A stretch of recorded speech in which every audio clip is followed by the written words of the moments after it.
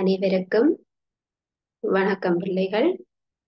நாங்கள் தரமேழு மாணவர்களுக்கான விஞ்ஞான பாடத்துல அலகு ஒன்றினுடைய தொடர்ச்சி தான் பார்க்க இருக்கிறோம். நாங்க முதலாவது அலகுல தாவரங்களினுடைய பல்வகைமை, அதாவது பல்வேறு விதமான தாவரங்கள் இருக்குன்னு பார்த்து கொண்டிருக்கிறோம். அந்த தாவரங்கள்ல விசேடமாக காணப்படுகின்ற வேர்களினுடைய பல்வகைமை தொடர்பாக நாங்க படிச்சிருக்கிறோம். சரியா?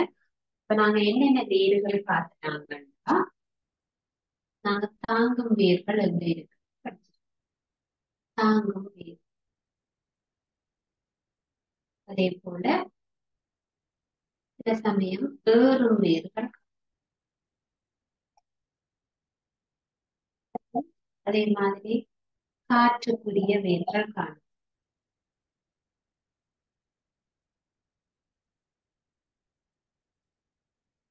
மெண்டி வேர்கள் காணும். உணவை சேமிக்கக்கூடிய வேர், சேமிப்பு வேர்கள் காணும். வேற இனப்பெருக்கம் செய்யக்கூடிய வேர்.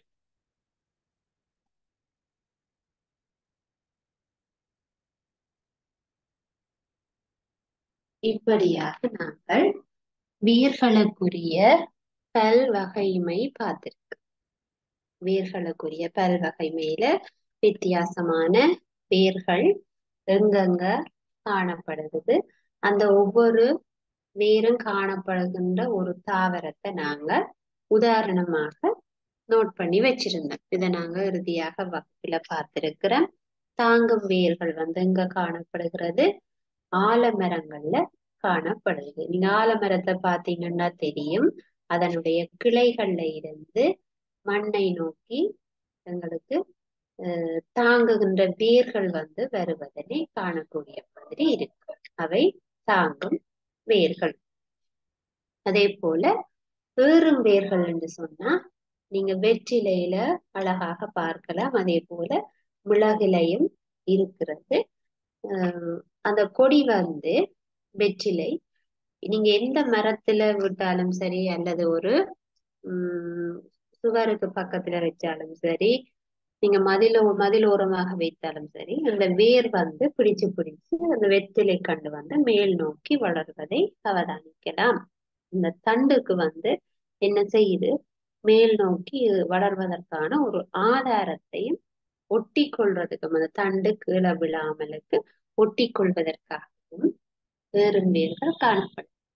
காற்றுக்குரிய வேர்கள் வளியில இருக்கிற நீராவியை, காற்றில உள்ள நீராவியை உறிஞ்சி ஒளித்தொகுப்பு செய்வதற்கு சிறப்பாக காணப்படும்.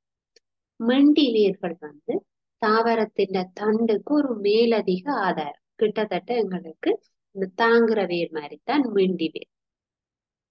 அதுல தாழையில ரம்ப கண்டுல எல்லாம் நீங்க பாத்தீங்கன்னா அந்த வேர் மேல மேல வளரும். அதாவது மண்ணை விட்டு மேல வளர்றதை நீங்க பார்க்கலாம். அதான் மிண்டி வேர். சரி, அதே மாதிரி சேமிக்கிற வேர் என்று சொன்னா எங்களுக்கு தெரியும், கிழங்கு வகைகள் வேர்ல சேமிக்கிறது. உதாரணமாக மரவள்ளி கிழங்கு, அதே போல கேரட் ஆணி வேர்ல உணவை சேமிச்சிருக்கு. அந்த வேரைத்தான் நாங்க சாப்பிடுறோம். ஆணி வேரைத்தான் கரெக்டாக பிடிங்கி சாப்பிடுறோம்.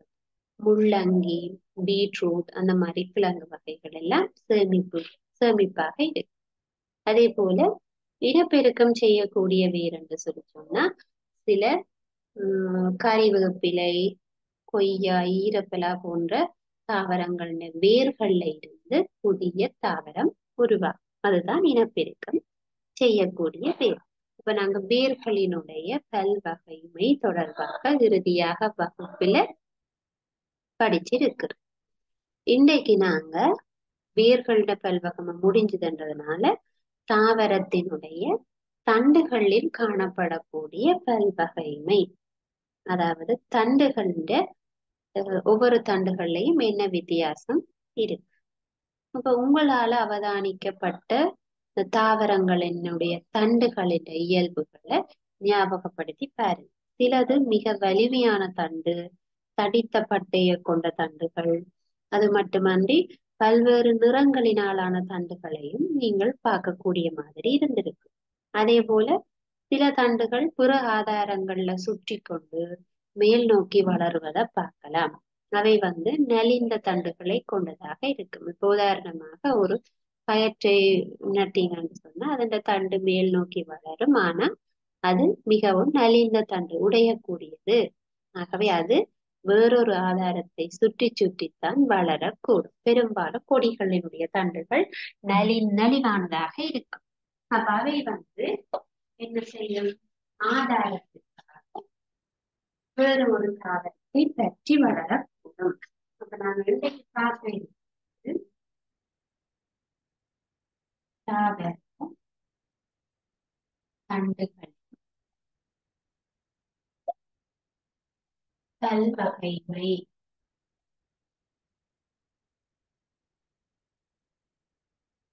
தாவர தண்டுகளினுடைய பல்வகைமை தொடர்பானது.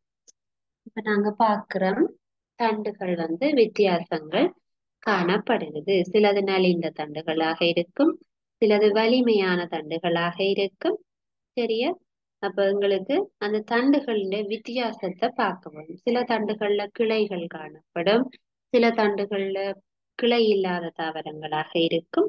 அப்ப எங்களுக்கு தண்டுகளை வித்தியாசப்படுத்தி கொள்ள வேண்டும். உதாரணமாக கிளை இல்லாத தண்டு அப்படின்னு சொல்லி பார்த்தோம்னா ஒரு தென்னையை சொல்லலாம். தென்னையில கிளை இருக்காது, தனியா ஒரே தண்டாக வளர்ந்திருக்கு. ஆனா ஒரு கிளை கொண்ட தண்டு நாங்க சொல்லியிருக்க ஒரு மாமரம். அந்த மாமரத்தினுடைய நடுவுல வர பெரிய தண்டுல இருந்து கிளைகள் பரப்பி காணும். சரியா? அப்ப உங்களுக்கு கிளை கொண்டது எது, கிளை கொள்ளாதது எதுன்னு தெரியும். அப்ப கிளை கொள்ளாததுன்னு சொன்னா தென்னை இருக்கு, கமுகு இருக்கு, கீத்துள் இருக்கு, பனை மரம் இருக்கு, மூங்கில் மரம் இருக்கு, நெல் இருக்கிறது. இதெல்லாம் கிளையற்றது. வாழை. சரியா? அதே போல கிளை கொண்டவை என்று சொல்லி சொன்னா மாமரம், ரம்புட்டான் மரம், மரமுந்திரிகை, கொய்யா, செவ்வரத்தை, பலாமரம், மற்ற நிறைய மரங்கள் இருக்குது. சரியா? அப்ப கிளை கொண்ட தண்டுகள் நீங்க வீட்டிலேயே பார்த்திருப்பீங்க. அப்ப எங்களுக்கு தெரியும் எது கிளை கொண்டது, எது கிளை அற்றது என்பதை எங்களால வித்தியாசப்படுத்த முடியும். சரியா? அப்ப நாங்க தண்டுகளினுடைய பல்வகைமை படிக்கக்குள்ள தண்டினுடைய பிரதான தொழில் என்ன என்று தெரிய வரும். இப்ப நாங்க வேர் படிக்கும் பொழுது வேரினுடைய பிரதானமான தொழில் என்ன என்று சொல்லி பார்த்தோம். வேர் இருக்கிறதுனாலதான் தாவரம் என்ன செய்யுது? மண்ணோட நல்ல இறுக்கமாக பிடிச்சிருக்குது. அதே போல தண்டுகள் ஏன் இருக்குது? தண்டுகள் இருக்கிறதுனாலதான் பூக்கள், இலைகள், காய்கள், கனிகள், அரும்புகள் எல்லாவற்றையும் அது தாங்கி வச்சிருக்குது. தண்டு தாங்குது. இலைகளை தாங்கி இருக்கிறது கிளைகள், கிளைகளை தாங்கி இருக்கிறது தண்டு. அவங்களுக்கு பூக்கள், இலைகள், அரும்புகள், காய்கள் எல்லாத்தையும், வித்துக்கள் எல்லாவற்றையும் தாங்கி நிற்பதுதான் என்னது? தண்டு. அப்ப தண்டுகளினுடைய பிரதான தொழில் இலைகள் தண்டுகளை தாங்கி நிற்றல்.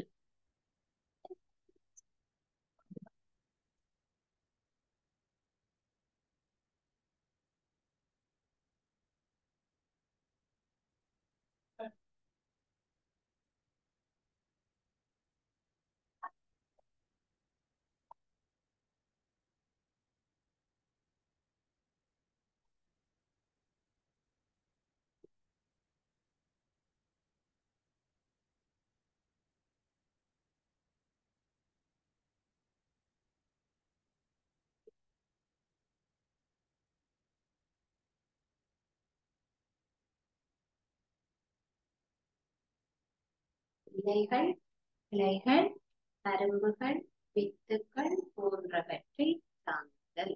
தண்டு தாங்கி வைத்துக் கொள்ளும். சரியா? அப்ப எங்களுக்கு தாங்குகின்ற தொழிலை செய்கிறது தண்டு. ரைட்? அதே போல எங்களுக்கு தாவரங்களுக்குரிய ஆதாரத்தை வழங்குவது. இப்ப தாவரம் ஒரு தாவரம் வளர வேணும்டா தண்டு இருக்க வேணும். அது ஒரு ஆதாரம். அது அது ஸ்டெடியா இருந்தால்தான் தாவரம் வளரும். ஆகவே தாவரங்களுக்குரிய ஆதாரம். வேற யாரும் அது வந்து பிடிச்சு கொண்டு நிக்க முடியுமா? தாவரம் தான் தான் என்ன செய்ய வேணும்? ஸ்டெடியா நிக்க வேணும். அந்த ஒரு ஆதாரத்தை வழங்குவது தண்டு.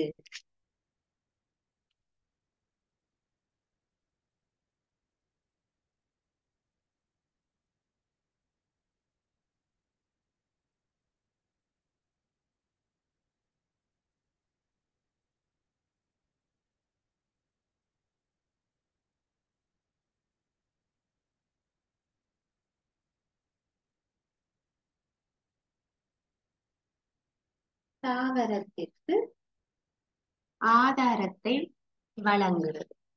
அதே போல இந்த வேர்களினூடாக வர நீரையும் கனியுப்புக்களையும் தாவரத்தினுடைய வேறு பகுதிகளுக்கு கடத்துதல்.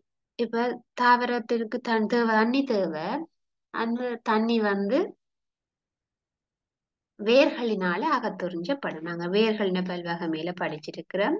வேரினூடாக உறிஞ்சி எடுக்கப்படும். அப்ப வேரினூடாக வந்தது பிறகு என்னென்ன பிள்ளைகள் இலை வரைக்கும் போகும். அந்த உம் தண்டு நூடாக போய்தான் மேல இலை வரைக்கும் போகுது. ஆகவே எங்களுக்கு அதை கடத்துறது வந்து தண்டு. எத? நீர்க்கனியப்புக்களை ஏனைய பகுதிகளுக்கு கடத்துறது தண்டு. அதை அகத்து உறிஞ்சி கொடுக்கறது வேர். அப்ப நீங்க ஆஹ் மறந்துடக்கூடாது. தாவரத்தின் நீரையும் கனியுப்புக்களையும் அகத்துறிஞ்சி கொடுக்கிறது தான் வேர். ஏனைய பகுதிகளுக்கு நீர் கனியுப்புக்களை கடத்தி கொண்டு போறது தண்டு. சரியா? அதே மாதிரி தாவரத்துக்குள்ள உணவையும் நீரையும் கடத்தக்கூடியது தண்டு. உணவையும் நீரையும் கடத்த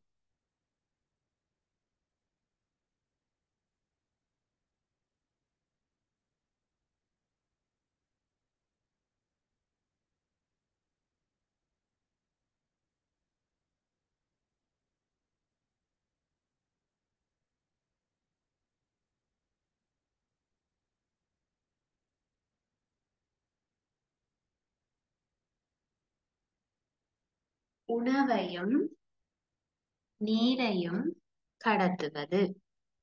சரியா? உணவையும் நீரையும் கடத்துவது. அதே போல எங்களுக்கு சில தண்டுகளை வச்சுக்கொண்டு நாங்கள் புதிய தாவரங்களை உண்டாக்க முடியும். அதாவது இனப்பெருக்கம் செய்து கொள்ள முடியும்.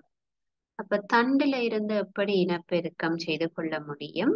இப்ப உதாரணமாக நீங்க ரோஜா தடிகளை வெட்டி, அதாவது அந்த தண்டுகளை வெட்டி இங்க வச்சு ஒரு புதிய ரோஜா தாவரத்தை உருவாக்க முடியும். அல்லது ஒரு செவ்வரத்தை அந்த மாதிரி, அல்லது உம் மரவள்ளியினுடைய தண்டு அந்த மாதிரி தண்டுகளை வெட்டி நீங்கள் ஒரு புதிய தாவரத்தை உண்டாக்குவது சில தாவரங்களுக்கு இனப்பெருக்கம் செய்கிற முறையாக இருக்கிறது. ஆகவே இப்ப சில குரோட்டனுகள், மல்லிகைகள், வெற்றாழை, மரவள்ளி, செவ்வரத்தை எல்லாம் பெரும்பாலான புதிய தாவரத்தை உண்டாக்குவதற்கு அதனுடைய தண்டுகள் பயன்படுத்தப்படும்.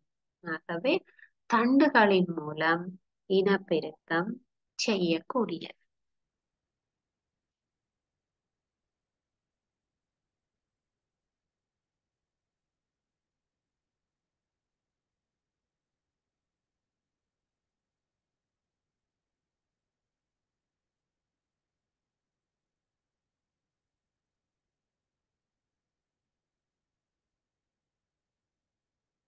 தண்டு மூலம் இனப்பெருக்கம் செய்கிறது. அதாவது புதிய தாவரம் ஒன்றை உருவாக்குவது. சரிங்க? அதே போல சில தாவரத்தினுடைய தண்டுகள் பச்சை நிறமாக இருக்கும். பச்சை நிறமான தண்டுகளாக இருக்கும். இப்ப நீங்க பாருங்க, வீட்டுல வச்சிருக்கிற சில தாவரங்கள்ல கள்ளி எல்லாம் இருக்கு. பிரண்டை, காத்தாவாரி, இந்த தண்டுகளை பார்த்தீங்கன்னா பச்சை நிறமாக இருக்கும். கள்ளி எல்லாம் உங்களுக்கு தெரியும், முள் இருக்கிற கள்ளி இருக்கு. அப்ப அதுகள் எல்லாம் பச்சை நிற தண்டாக இருக்கு. அப்ப அவை வந்து என்ன செய்யுது? ஒளித்தொகுப்பை செய்யும்.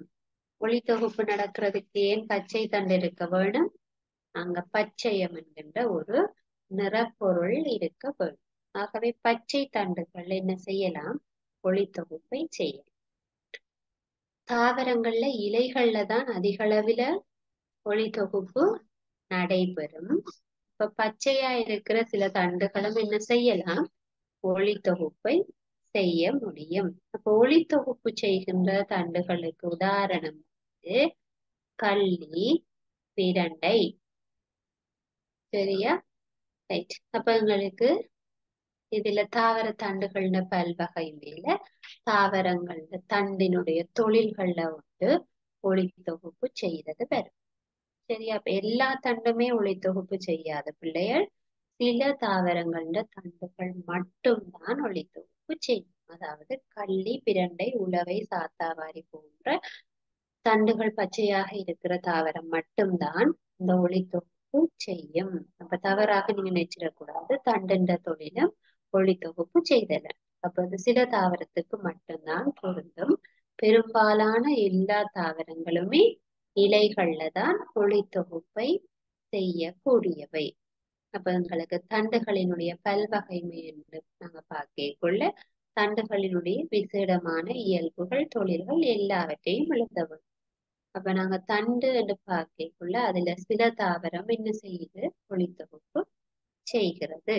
ஆகவே எங்களுக்கு அது ஒரு அதனுடைய தொழிலுக்குள்ளதான் அமையும். ஐந்தாவது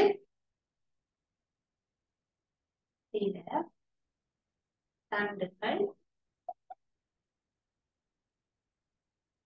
ஒளித்தொகுப்பு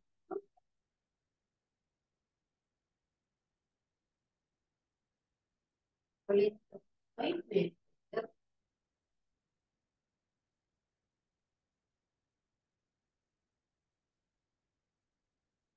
சில தண்டுகள் வந்து ஒளித்தொகுப்பை மேற்கொள்ளக்கூடும்.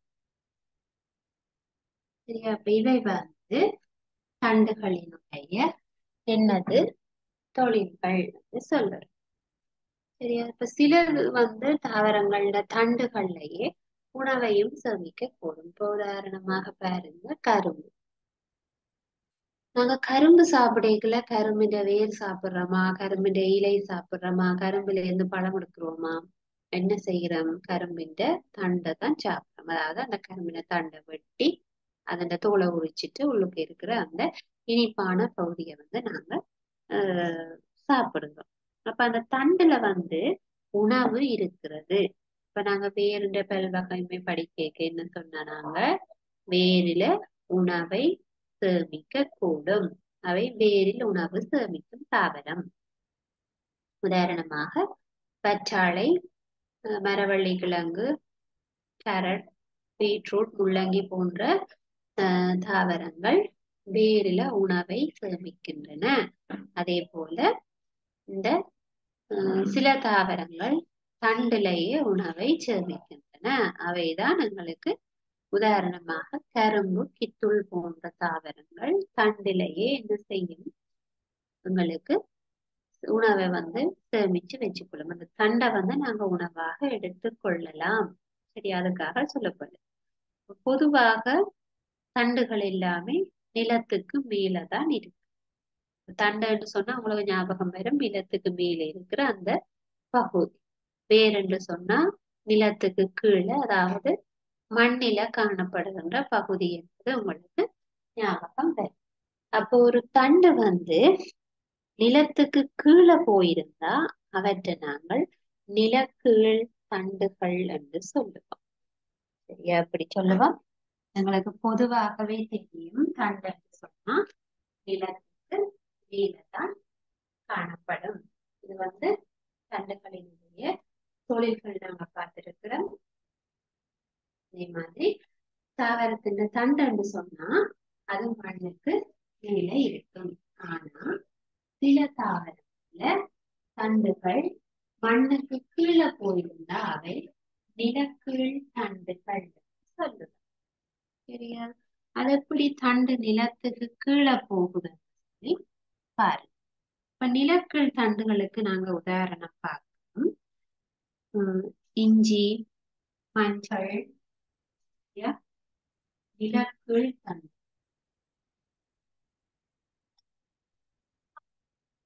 நிலக்கீழ்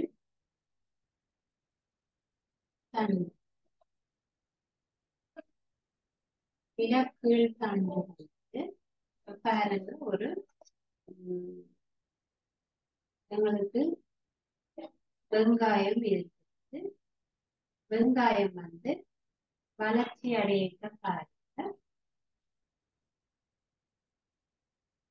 எங்களுக்கு வெங்காயம் நிலத்திற்கு கீழே தான் வருது. வெங்காயம் வந்து நிலத்துக்கு கீழே, இதை மட்டும் மேல போய். அப்ப இதை நாங்க சொல்றோம் அதனுடைய தண்டானது நிலக்கீழ் தண்டு, நிலத்துக்கு கீழே போய் வெங்காயம்.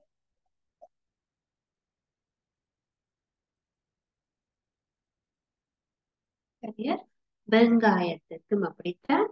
அதே மாதிரி சேம்பு, மஞ்சள், இஞ்சி, இப்படியாக சில தாவரங்கள் வந்து அதனுடைய தண்டானது நிலத்திற்கு கீழாக காணப்பட்ட அதை நாங்கள் நிலக்கீழ் தண்டுகள் என்று சொல்லுவோம். சரியா? இப்ப உருளைக்கிழங்குக்கும் அப்படித்தான். கிழங்கு வந்து கீழே தான் இருக்கும், அதனால அது வந்து நிலக்கீழ் தண்டு. லீக்ஸுக்கும் அப்படித்தான் இருக்கும்.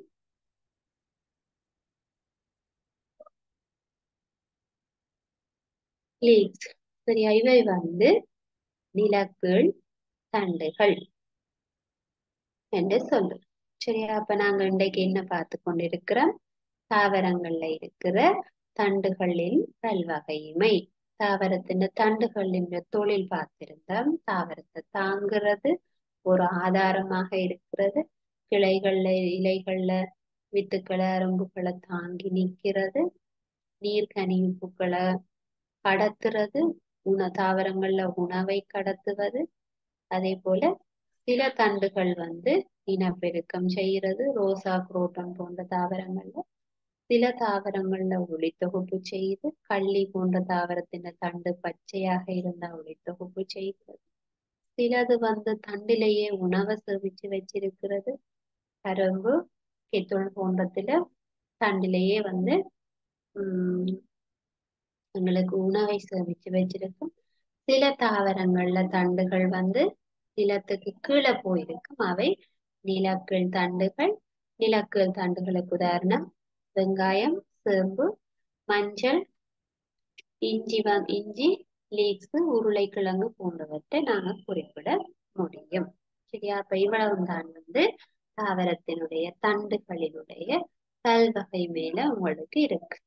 சரியா? அப்ப நாங்க வந்து முதல்ல வேர்களின் பல்வகமை படிச்சோம். அடுத்ததாக தண்டுகளின் பல்வகமையும் படிச்சோம். மூன்றாவதாக நாங்க பார்க்க இருக்கிறது தாவரத்தினுடைய இலைகளின் பல்வகைமை. தாவர இலைகளின் பல்வகைமை.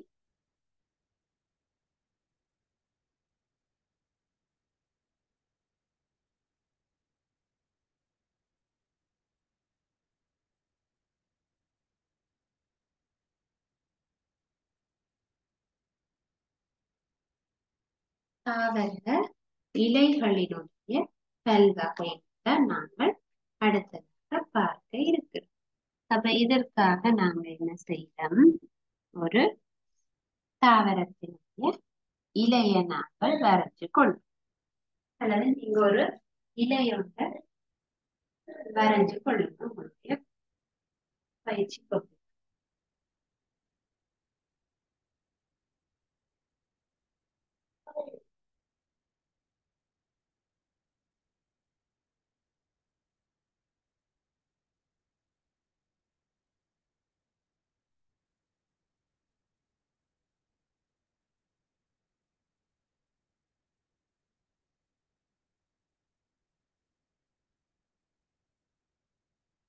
நீங்கள் ஒரு இலையொன்றை வரைஞ்சு கொள்ளலாம். உங்களுக்கு தெரிந்த மாதிரி வரைஞ்சு கொள்ளுங்க.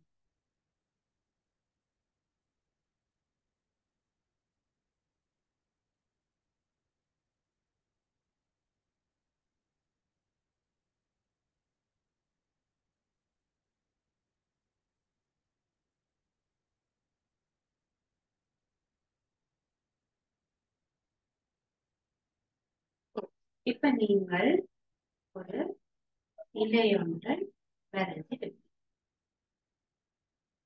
சரியா? இது ஒரு மாதிரியான ஒரு இலை.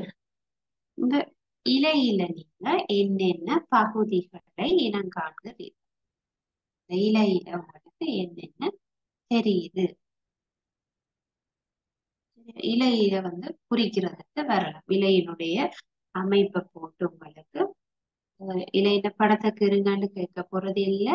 ஆனா உங்களுக்கு இலையில என்னென்ன பகுதிகள் இருக்குன்னு குறிப்பதற்கு வர. சரியா? அப்போ ஒரு இலையினுடைய பகுதிகள் உங்களுக்கு குறிப்பது சொல்லலாம். உங்களுக்கு கூரான பகுதி இலை நுனி. இலை நுனி என்று சொல்லும். கூரான பகுதி இலை நுனி என்று சொல்லும். அதே போல அந்த அடிப்பகுதி அது நுனி என்ற இது அடிப்பகுதி. ஆகவே இதை நாங்கள் இலை இலை அடி என்று சொல்லுவோம். இது இலை அடி. இந்த அடிப்பகுதி நுனி, இது அடி. அடி நுனி. ஒரு இலையிலே அடிப்பகுதி எது, நுனி பகுதி எதுன்னு உங்களால இனம் காண முடியும். அதே போல இந்த இலைகளினுடைய சைட், அதாவது இந்த ஓரம் விளிம்பு பகுதி, அதை நாங்கள் இலை விளிம்பு என்று சொல்லுவோம். இலை விளிம்பு. இந்த பகுதி இலை விளிம்பு.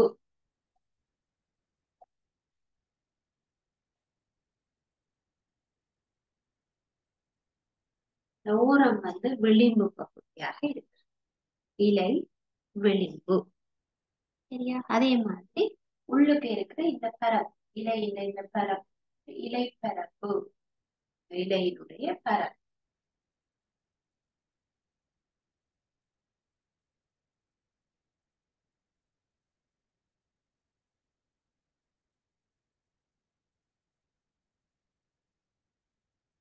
இலையினுடைய பரப்பு. சரியா?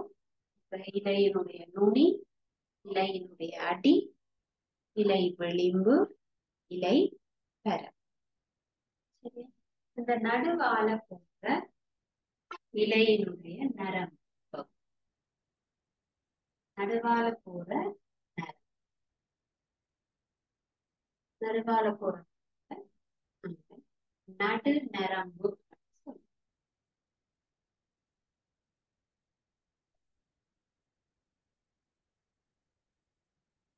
நடு நரம்பு இலையினுடைய நடுப்பகுதியில காணப்படுகின்ற நரம்பு நடு நரம்பு. சரியா? இலங்கையில நடுநரம்பு. அந்த நடு நரம்பில இருந்து சைட்டால், அதாவது பக்கமாக போகிற நரம்புகளை நாங்கள் பிரதான நடுநரம்புல இருந்து சைட்டா இருக்கிற ரெண்டு சைட்டும் இருக்கிற பக்க நரம்பு. இதுலையும் குறிச்சு காட்டலாம், நீங்கள் இதையும் குறிச்சு காட்டலாம், இதையும் குறிச்சு காட்டலாம், அங்கேயும் குறிக்கும். இவை பக்க நரம்புகள்.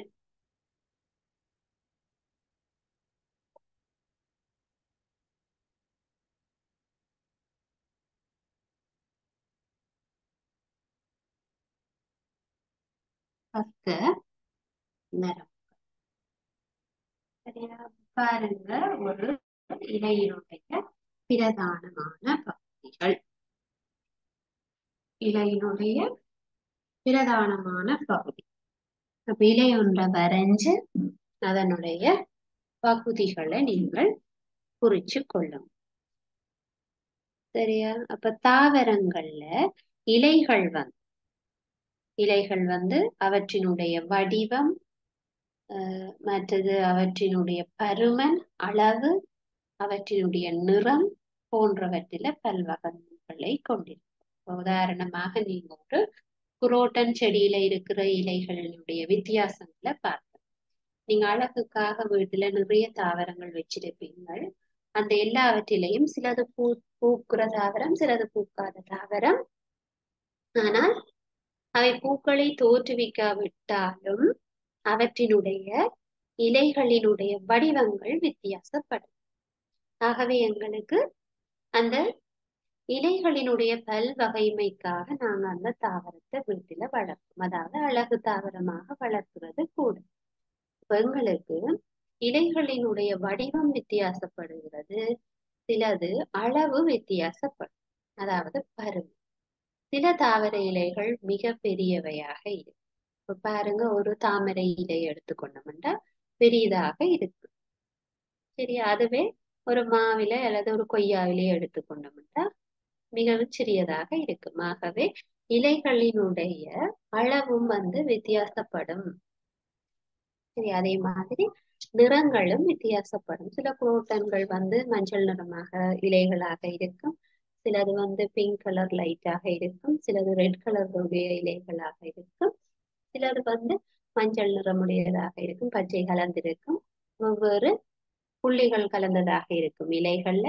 ஆகவே நிறங்களும் வித்தியாசப்படலாம். சரியா? அப்ப தாவர இலைகளில நிறைய பல்வகைமை இருக்கு. பல்வகைமை என்ற வேறுபாடுகள், வித்தியாசங்கள் இருக்குது. அது எங்களுக்கு தெரியும். வீடுகள்ல இருக்கிற தாவரங்கள்ல பார்த்திருப்போம். தாவரங்களில் ஒளித்தொகுப்பு நடைபெறுவதற்கு பிரதானமாக எங்களுக்கு இலைகள் தான் அவசியமாக இருக்கிறது. ஏன் இலைகள்ல முக்கியமாக அந்த ஒளித்தொகுப்பு செயல்முறை நடக்குதுன்ற உங்களுக்கு தெரியும். பெரும்பாலான இலைகள் பச்சை நிறம் உடையவை. அந்த பச்சை நிறம் காரணமாகத்தான் ஒளித்தொகுப்பு நடக்குது. அப்ப வேற வேற கலர்ஸ் இருக்கிற இலைகள்ல ஒளித்தொகுப்பு நடக்காதான்னு கேட்டா அங்க காணப்படுவது வேற ஒரு நிறப்பொருள். இப்ப பச்சையாக இருந்தால் பச்சையம் என்கின்ற நிறப்பொருள் இருக்கு. அதுவே வேற கலர்கள்ண்டா அதுக்கு சாந்தோவில் என்கிற வேறு விதமான நிறப்பொருட்கள் தான் அங்க இருக்கு. அந்த நிறப்பொருட்கள் சூரிய ஒளியை அகத்துறிஞ்சி ஒளித்தொகுப்பை மேற்கொள்ளாது. ஆகவே எங்களுக்கு பச்சை நிறமாக இருக்கிற இலைகள்ல தான் ஒளித்தொகுப்பு பிரதானமாக நடக்கும். அப்ப ஒளித்தொகுப்பு எங்க நடக்கும்? பிரதானமாக இலைகள்ல தான் நடக்க வேணும். அது ஒரு சில சமயத்துல சில தண்டுகள் மாத்திரம் ஒளித்தொகுப்பு செய்யும், அதுவும் பச்சை நிறமான தண்டு. சரியா? ரைட். அதே மாதிரி தாவர இலைகள் சூரிய ஒளிய உச்ச அளவில பெறக்கூடிய மாதிரி இருக்க வேணும். அதனாலதான் அது தட்டையான ஒரு பரப்பு வடிவத்துல இருக்கு. அதாவது இலைகள் சுருண்டு கொண்டு இல்லாமலுக்கு ஒரு தட்டையான வடிவமாக அந்த மேற்பரப்பு ஃபுல்லாகவே எங்களுக்கு சூரிய ஒளி பிடிக்கிற மாதிரி தான் அந்த இலை அமைப்பு காணப்படும். சரியா? அந்த தண்டிலேயே அந்த இலைகள் சூரிய ஒளி உச்ச அளவில கிடைக்கிற மாதிரி தான் இலைகள் ஒழுங்கமைக்கப்பட்டிருக்கு. அப்ப இலைகள்ல பிரதான தொழில் ஒளி தொகுப்பை மேற்கொள்ளுதல். இலைகளினுடைய பிரதான தொழில் என்னது? ஒளி தொகுப்பை மேற்கொள்ளுவது. சரியா? அப்ப இலைகளினுடைய கட்டமைப்பு நாங்க இப்ப பார்த்திருக்கிறோம்.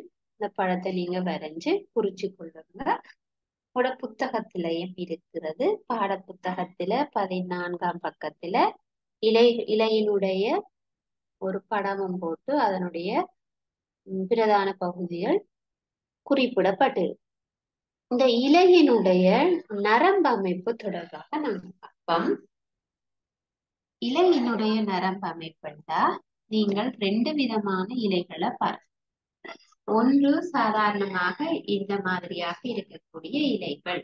உதாரணமாக ஒரு கொய்யா இலை அல்லது இது ஒரு செம்பருத்தை செடியின் ஒரு மரத்துல இருந்து பிடிக்கப்பட்ட ஒரு இலையாக இருந்தா இப்படித்தான் நீங்க.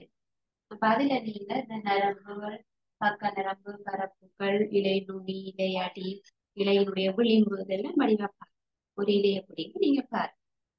அதே போல எங்களுக்கு இந்த இலைகள்ல இருக்கிற இந்த பக்க நரம்புகள் நிறைய தெரிஞ்சதுன்னா அது வலை ஒரு நரம்பு அமைப்பு கொண்டவை என்று சொல்லுங்க. வலை மாதிரி இருக்கு. இந்த இலையில பார்த்தீங்கன்னாலே தெரியும், ஒரு வலை பின்னல் போலதான் அந்த பக்க நரம்பு காணப்படும். இதான் நம்ம சொல்றது வலை ஒரு நரம்பு அமைப்பு. அல்லது நீங்கள் ஒரு புல்ல தாவரத்தை புடுங்கி பார்த்தீங்கன்னா தெரியும். அந்த புல்லுல நீட்டு இலையாக இருக்கும். பூக்களுக்கு இருக்கிறது தெரியும். இது நீட்டு இலையாக இருக்கும். அதுல உங்களுக்கு அதனுடைய இலையில நீங்க அந்த வலையுறு நரம்பு அமைப்பு பார்க்க முடியும். இப்படி நீங்கள் கோடுகளாகத்தான் அந்த புல்லுல இனங்காண முடியும். இதை சொல்றது இது வந்து சமாந்தர நரம்பமைப்பு. சமாந்தரமான நரம்பமைப்பு, இது வலையுருவான நரம்பமைப்பு. இலைகள்ல 2 விதமான நரம்பமைப்பு இருக்கு. இது சமாந்தரம், இது வந்து வலையுரு. வலையுரு நரம்பம் 2 விதமான நரம்பமைப்பை கொண்டவை. அப்ப எங்களுக்கு வலையுருவான நரம்பமைப்பு இருக்கக்கூடிய இலைகள், அதாவது நீங்க எப்படி இந்த நரம்புகளை இனம் காணக்கூடிய மாதிரி தெரிகிற இலைகளை ஞாபகப்படுத்தி பாருங்க. உதாரணமாக ஒரு செவரத்து இலை, அதே போல மாவிலையில பார்க்கலாம், கொய்யா இலைகள்ல பார்க்கலாம், பலா இலைகள்ல பார்க்கலாம், தேமா இலைகள்ல பார்க்கலாம், தேக்கு மர இலைகள்ல பார்க்கலாம், கஜு இலைகள்ல பார்க்கலாம். இவை எல்லாமே இந்த வலையொரு நரம்பமைப்பு வடிவா காட்டும். நீங்க அந்த இலைய எடுத்து பார்த்தாலே நீங்க அதுல வலையுரு வந்து தெரியும். அல்லது நீங்கள் அந்த அரசமர இலைய நன்றாக காஞ்ச இலையோட அல்லது உப்பின இலையோட லைட்டா எடுத்து காட்டினீங்கன்னா அந்த இலையினுடைய எல்லா பகுதிகளும் வந்து உக்கி போய் இந்த நரம்பு அமைப்பு மட்டும் அந்த வலையுருவாக அப்படியே தெரியும். பல நாள் உக்கின ஒரு இலைய எடுத்து லைட்டா தட்டிட்டு பார்த்தா அந்த வலையுரு அப்படியே தெரியும், அரச மரத்தினுடைய இலை. இதுவே நீங்கள் வந்து ஒரு சமாந்தர நரம்பு அமைப்பை பார்க்க வேணும் என்று சொன்னா இந்த புல் அல்லது மூங்கில், சரியா, நெல், அந்த மாதிரி தாவரங்களுடைய இலைகள் எடுத்து பார்த்தீங்கன்னா இப்படி நீட்டாதான் சரியா. அப்ப உங்களுக்கு இந்த 2 இலைகளுக்கு உரிய தாவரங்களுக்கு உதாரணங்கள் தெரிஞ்சிருக்க வேண்டும். அதாவது வலையுறு நரம்பமைப்பை கொண்ட தாவரங்கள், சமாந்தர நரம்பமைப்புடைய இலையை கொண்ட தாவரங்கள். அப்ப வலையுறு நரம்பமைப்பு கொண்ட தாவரங்களுக்குள்ள மா, பலா, புளிய மரம், கொய்யா, தேக்கு மரம், அரச மரம், இந்த மாதிரி பெரிய கிளை கொண்ட பெரிய மரங்கள் எல்லாமே அதிகமாக வலையுறு நரம்பமைப்பை காட்டும். சமாந்தர நரம்பமைப்பை காட்டுறேன்னா புல், மூங்கில், தென்னை, கமுகு, பனை போன்றவற்றை நாங்க காட்டலாம். என்னது சமாந்தரமாக காணும். சரியா. அப்ப நாங்க இன்றைக்கு என்ன படிச்சு கொண்டிருக்கிறோம்? தாவர இலைகளில் காணப்படுகின்ற பல்வகைமைகள் தொடர்பாக பார்த்து. அப்ப இதுல வந்து இலைகள்ல இப்படியாக 2 வித்தியாசமான பகுதிகளை நீங்க இனங்காண முடியும்.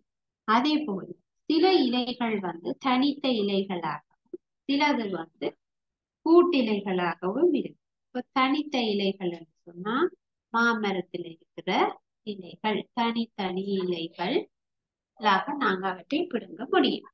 ஆனா ஒரு தென்னை இலைய பிடுங்கன்னு சொன்னா நாங்க ஒரு ஒரு ஓலையா இழுத்து கொண்டிருக்க முடியுமா? அது வந்து கூட்டிலை என்று சொல்றோம். உதாரணமாக அந்த ஒரு மட்டை இலையே நிறைய இலைகள் இருக்கு, அதை நாங்கள் கூட்டிலை சொல்றோம். இது வந்து கூட்டிலை. தனித்தனி இலைகளாக எங்களால் எடுக்க முடியும். உதாரணம், ஒரு மாமரத்து இலையை நாங்க தனித்தனியாக எடுத்துக்கொள்ள முடியும். அதாவது அது அப்ப இது வந்து கூட்டிலை. இப்படி இருந்த தனி இலை, அதாவது ஒரு இலை மட்டும் இருப்பது தனி இலை. ஒரே தண்டுல நிறைய குட்டி குட்டி இலைகள், உதாரணமாக புளியம் இலை. புளி இலைகளை யோசிச்சு பாருங்க, குட்டி குட்டியாக நிறைய இலைகள், அது வந்து கூட்டிலை. அதே போல அகத்தியில காணப்படுகின்ற இலை கூட்டிலை. சரியா. புளிய மரத்துல கூட்டிலை, தென்னையில கூட்டிலை. கூட்டிலை என்றால் நிறைய இலைகள் சேர்ந்து காணப்படும்.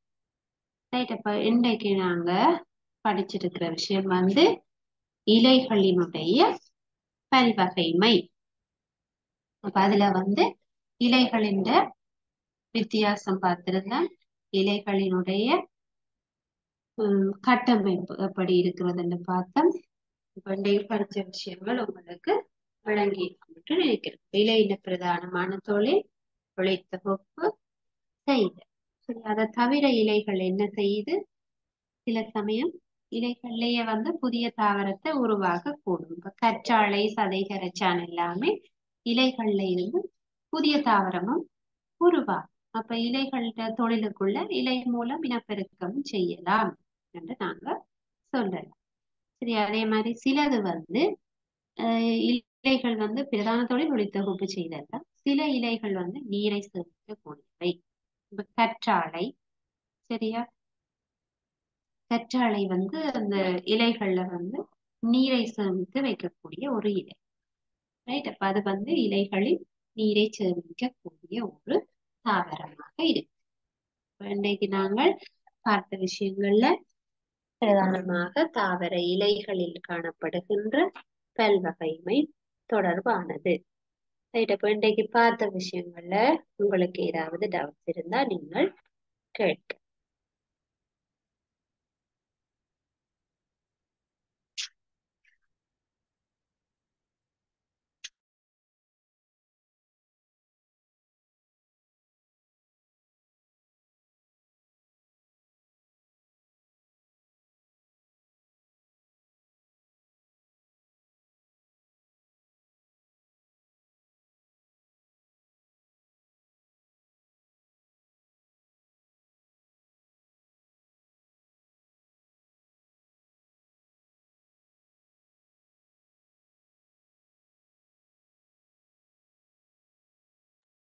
உங்களுக்கு டவுட்ஸ் எதுவும் இல்லைன்னு சொன்னா நாங்க இதோட வகுப்பை வந்து நிறைவு செய்து கொள்ளுவோம்.